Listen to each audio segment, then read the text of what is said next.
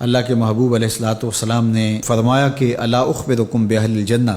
میں تمہیں اہل جنت کے بارے میں خبر نہ دوں؟ تو پھر ارشاد فرمایا الضعفاء المظلومون، جو مسلمان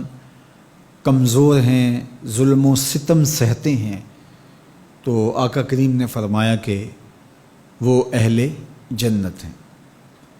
چونکہ بہت سارے گناہ کا کفارہ ان پر ہونے والے ظلم بن جاتے ہیں۔ اہل ایمان کو دنیا میں جو تکلیفیں پہنچتی ہیں تو ان تکلیفوں کے بدلے میں ان کو اجر دیا جاتا ہے، حتیٰ کہ جو اہل ایمان کے پاؤں میں کانٹا بھی چبھتا ہے اللہ اس کی بھی ان کو جزا عطا کرتا ہے۔ اور ایک حدیث پاک میں آتا ہے کہ اہل بلا کو جو قیامت کے دن اجر و صلہ عطا کیا جائے گا تو لوگ آرزو کریں گے کاش کہ ہماری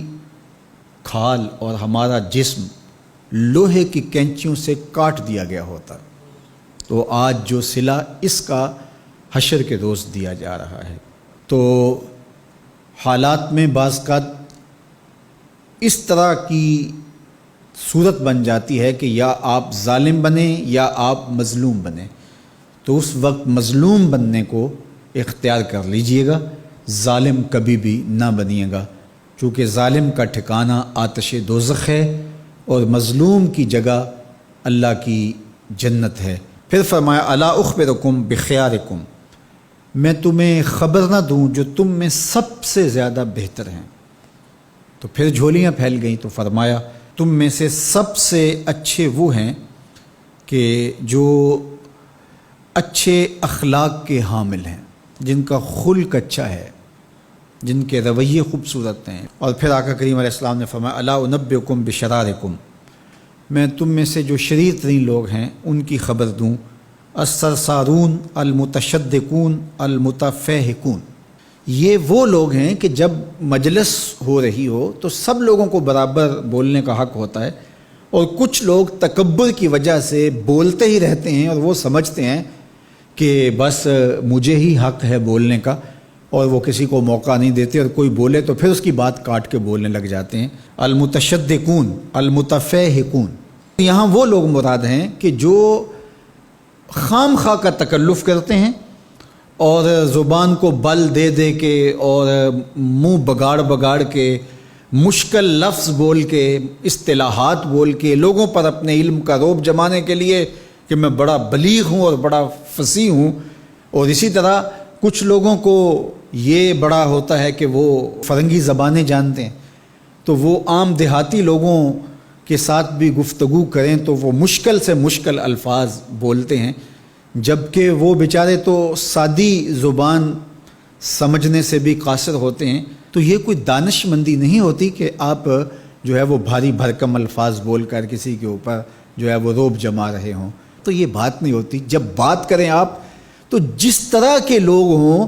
اس طرح کی بات کی جائے اور اس طرح کی مثالیں ان کو دی جائیں۔ قرآن مجید میں اللہ تعالیٰ نے فرمایا کہ وہ اس بات پہ شرم نہیں اللہ کرتا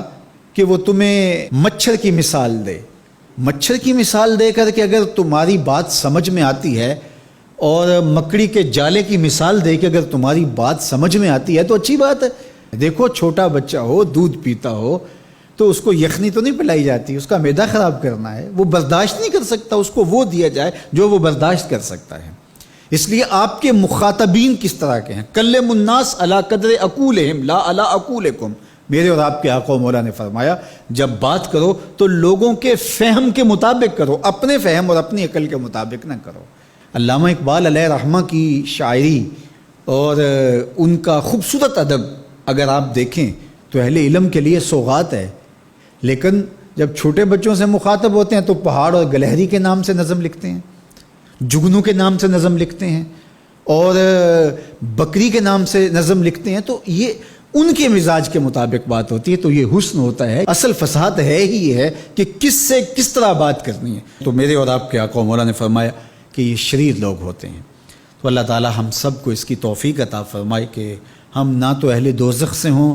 اور نہ شریروں میں ہمارا شمار ہو۔